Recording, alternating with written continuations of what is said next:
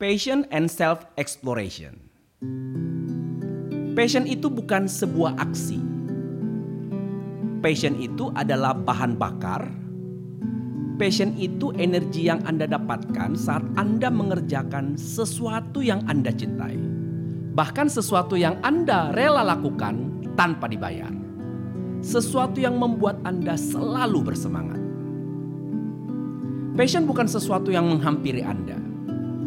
Passion adalah sesuatu yang Anda harus berinisiatif mencari dan mendapatkannya. Agar passion bisa terus diperbaharui.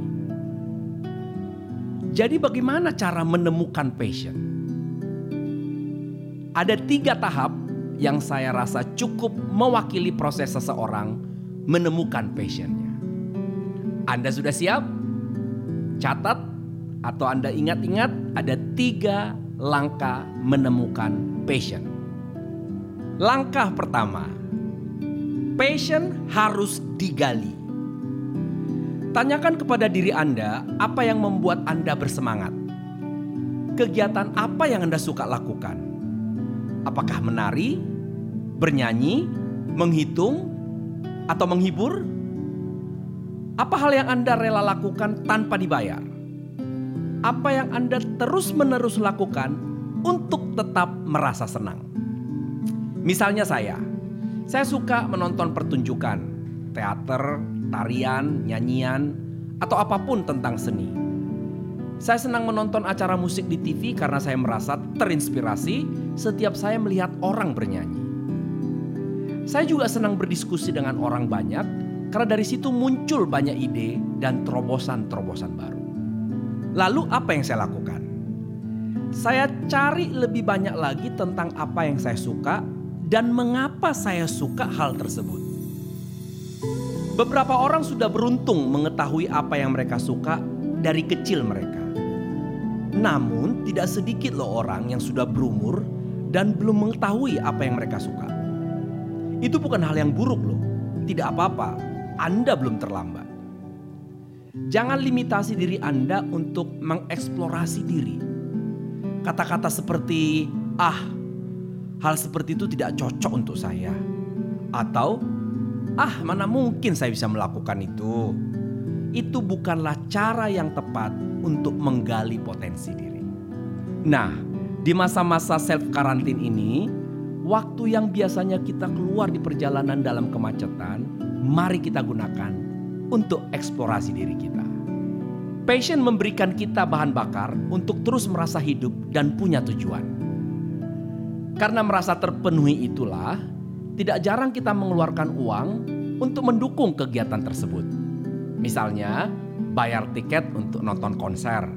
Atau para guru yang passionnya mengajar, investasi uang cukup banyak dalam buku dan video-video edukasi. Lantas, apakah jika kita sudah investasi, haruskah karir kita di bidang tersebut juga? Bagaimana kalau karir saya berbeda dengan pekerjaan saya sekarang? Pertanyaan ini membawa saya ke poin 2 berikutnya. Langkah kedua, passion butuh diuji. Ada sebuah kalimat bijak mengatakan, tidak semua hal yang kita suka, kita ahli di bidangnya. Maksudnya, belum tentu hal yang Anda suka itu Anda sungguh-sungguh harus mengatakan itu bidang Anda. Contohnya, saya kasih contoh saya aja ya. Saya ini sangat suka lihat orang menari. Tetapi saya tahu saya bukan penari yang baik. Apakah hal itu hal yang buruk? Tidak. Saya masih boleh menari, namun saya sadar bahwa saya mungkin tidak akan bisa secara profesional menjadikan ini sebagai profesi saya. Ini bukan karena saya tebak, tetapi karena saya sudah uji dan terbukti bahwa saya tidak punya bakat di situ. Jadi saya suka menari, tetapi belum tentu menari adalah bakat dan kejagoan saya. Lantas apa yang saya lakukan? Alasan saya suka melihat orang performs adalah karena di situ saya melihat dedikasi orang dan cara mereka mengekspresikan dirinya. Saya suka mempelajari sifat dan berdiskusi tentang visi seseorang. Saya tetap involved dan mencari tahu tentang kesukaan saya mengenai orang lain. Lalu fokus saya mulai saya geser ke passion saya yang lain, yaitu mengajar. Berbagi dan berdiskusi tentang hidup, dan proses belajar dan memotivasi.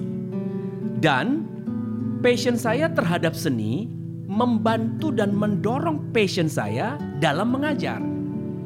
Ini berarti energi saya dari passion yang telah saya uji bisa dialihkan dan digabungkan untuk memperkuat passion saya yang lebih kuat. Butuh waktu untuk menguji apa keunggulan Anda.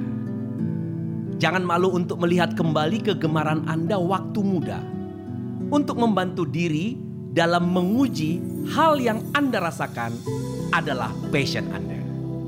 Langkah ketiga, passion harus dilatih. Jika kita sudah mengetahui apa yang kita suka dan di mana kita unggul, saatnya kita berlatih. Tidak semua orang bisa memiliki passion yang hadir dalam bentuk sempurna. Kesenangan yang kita dapatkan bisa terus diperbaharui sampai akhirnya passion tersebut bisa mendorong kita untuk berkarya terus-menerus. Di saat kita sudah tahu apa dan mengapa kita mengerjakan sesuatu, kita jadi punya semangat untuk berkembang. Kita tidak akan merasa cukup dan akan terus mencari dan terus bertumbuh. Inilah passion yang sesungguhnya. Sembari melatih potensi diri, jangan kita lupakan bahwa Anda tidak sedang dalam perlombaan melawan orang lain. Ada orang yang lebih cepat prosesnya dari orang lain untuk menemukan passionnya. Ini berarti fokusnya bukan tentang saya harus lebih hebat dari dia, melainkan saya harus bisa lebih berkembang dari saya yang dulu. Dengan itu, Anda bisa menemukan apa yang unggul dalam diri Anda. Temukan orang-orang yang satu frekuensi dengan Anda dan satu visi dengan Anda. Orang-orang yang mau mendukung minat Anda untuk membantu proses eksplorasi diri Anda. Tentu saja, journey Anda dalam menemukan passion akan berbeda walaupun menjalani tips yang sama. Namun yang saya butuh ingatkan adalah bahwa saya sangat yakin tidak pernah ada orang terlahir tanpa keunggulan. Tidak ada juga keunggulan yang rendah. Semua orang punya alasan mereka untuk dilahirkan. Alasan mereka itu yang penting untuk menjajaki bumi. Waktu dan semesta akan bekerja, tugas Anda adalah berusaha. Jadi teman-teman, mari kita jadikan semangat bekerja di rumah ini untuk membuat kita tidak terkekang, tetapi membuat kita untuk berkembang. Ayo cari tahu potensi diri Anda dan temukan passion Anda. Sekali lagi, passion perlu digali, perlu diuji, dan perlu dilatih.